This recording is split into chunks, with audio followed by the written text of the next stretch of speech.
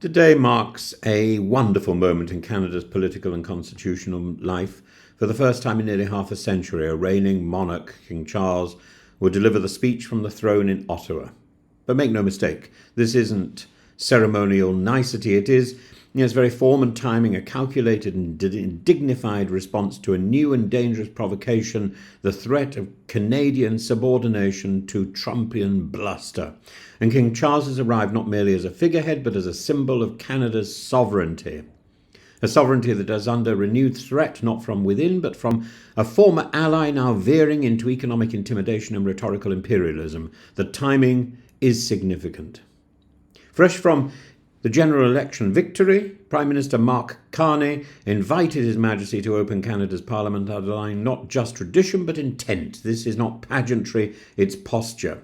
And Canada's posture against annexationist undertones from Washington need to be directly confronted. Let's remember Donald Trump's now infamous remark that Canada should become the 51st state.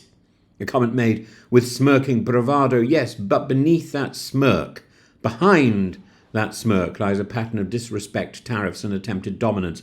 The monarchy in Canada, long a subject of polite apathy or nostalgic affection, has now become, astonishingly, a bastion of constitutional resilience, and Carney himself said it, crisis only fortify the monarch's role. In other words, the crown becomes valuable again precisely when things become unstable. The King's speech, crafted with Canadian hands to be delivered in both French and English, is expected to reiterate Canada's commitment to democratic pluralism, its economic autonomy and its cultural independence. It will not mention Trump by name. Such is not the monarch's way, but it needn't. The subtext is the text. Canada is not for sale. And we're told that the speech will express solidarity with Indigenous communities. We saw the King greeting the Indigenous communities when he arrived by plane.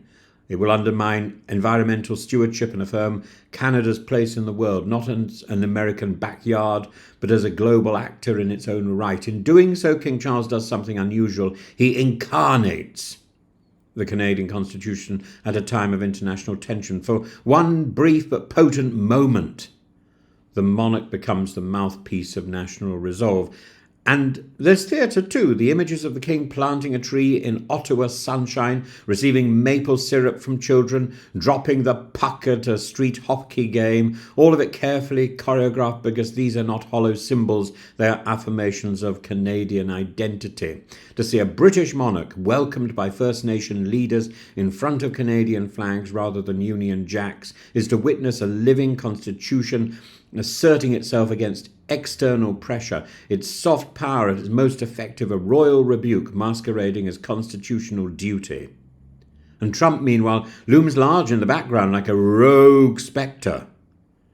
His promised tariffs, his casual disdain for multilateralism, and now his performative suggestion that Canada join the Union have all served to undermine decades of good neighbourliness. What's more, his awkward fondness for monarchy, expressed in strange photos, gushing praise, and a peculiar reverence for royal aesthetics, only deepens the irony. He adores the institution that has just been weaponized diplomatically against him.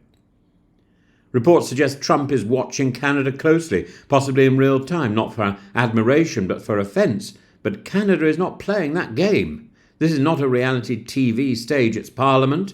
And in that chamber, words carry gravitas. And in this light, King Charles is no longer the distant heir of empire. He's the constitutional anchor.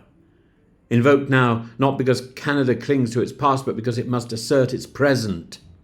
The debate over the monarchy's relevance in Canada is perennial, but curiously, Trump's posturing has breathed life into the institution he may privately admire but politically antagonizes. Abolishing the monarchy is one thing in the abstract. Doing so in the face of American aggression is quite another. So, as the King steps into the Canadian Parliament today, he does not bring imperial overtones, nor the trappings of conquest. He brings something far more powerful, constitutional confidence. And this speech, though formally apolitical, is substantively political. It is a show of strength dressed in diplomatic lace, and it sends a message not only to Donald Trump but to the world. Canada is a nation with roots, and it will not be uprooted by the gust of hot air from the south. As one bystander has put it, sovereignty is important, and he is the epitome of that. Long may he remain so.